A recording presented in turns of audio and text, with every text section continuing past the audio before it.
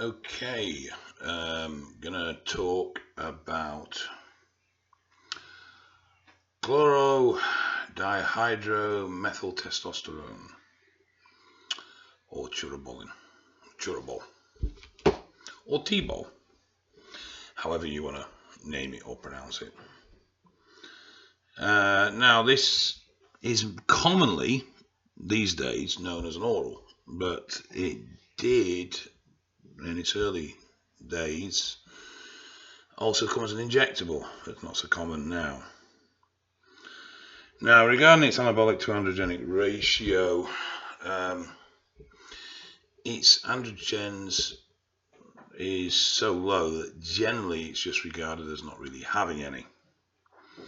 And its anabolic ratio is regarded as being greater than 100. It is a form of T-Bol, turinabol. The basic addition is the addition of a 4-chloral alteration.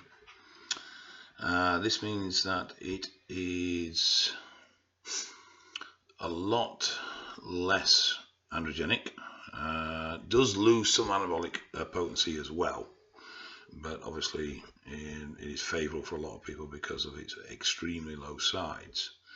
Now, its half-life is quite surprising. It's 16 hours.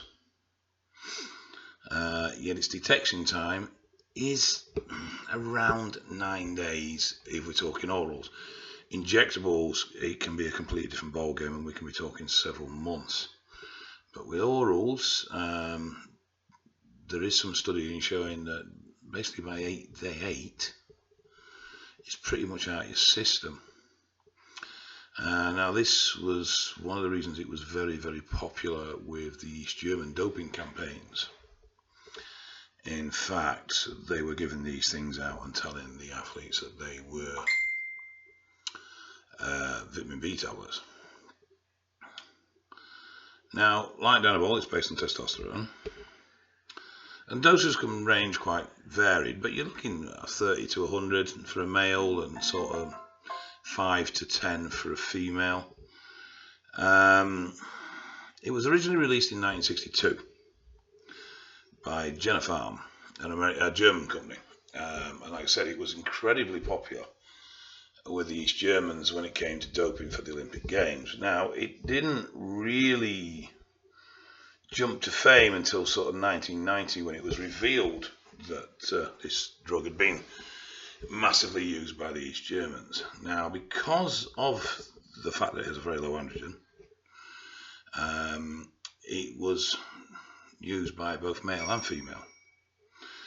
And there are quite a few records that have come out of the East German doping campaign on how the effects of turinabol work.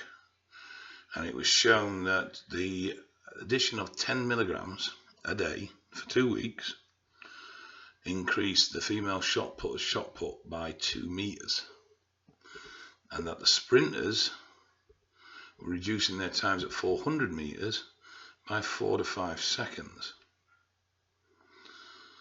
It's favoured because of its non-aromatizing properties, so therefore we're talking no water gain. It's not dramatic, your gains are subtle. It does have a very positive effect on strength, and it does have a very positive effect on sex drive. In fact, some of the records from the East German campaign note that athletes were more concerned with having sex than they were with training. Like a lot of orals, ideally you want to take it on an empty stomach to increase its bioavailability. Now, as I said already, it doesn't aromatize, so there is no estrogen side effects. Really, it is still recognized as an androgen, though it is very, very low. So androgen sides are possible, but in reality, and from most evidence I've seen, it's rare and far between, and most people report no or very little side effects with using T-Bol. It obviously, like pretty much every steroid, it has an undesirable effect on your lipids, so it will decrease GORD and increase bad cholesterol. However, its liver stress does also appear to be quite minimal. I mean, science will tell us that all 17 alkylated steroids, especially all orals, have an undesirable effect and stress on the liver. But studies have shown that doses 30-40 milligram a day over 8 to 12 week periods have had no significant impact on the liver whatsoever. So it would appear that in reality, T-Bol is pretty mild all round. It is suppressive.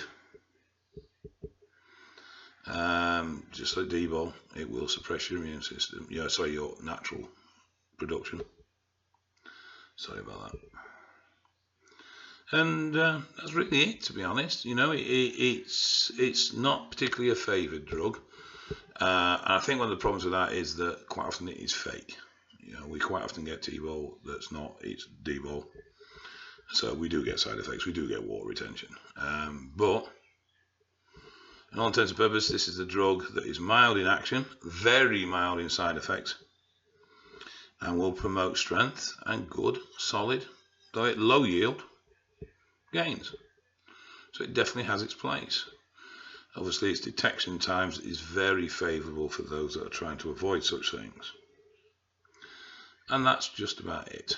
So, next one is going to be, I don't know, Halo. We'll do Halo. And then I'll get on to Superdrol. And then I'm not sure if I'll go into injectables or I'll continue with orals and go into stuff like Clomid and AIs and such like. So we will see. Now, I've had a request for a little chat about the effects of alcohol. So I'm actually going to do that now because it's something, well, I'm going to do it in another video, but it will go up today. It's something that it's quite easy to do. Okay, so you guys take care and I'll get back to you soon.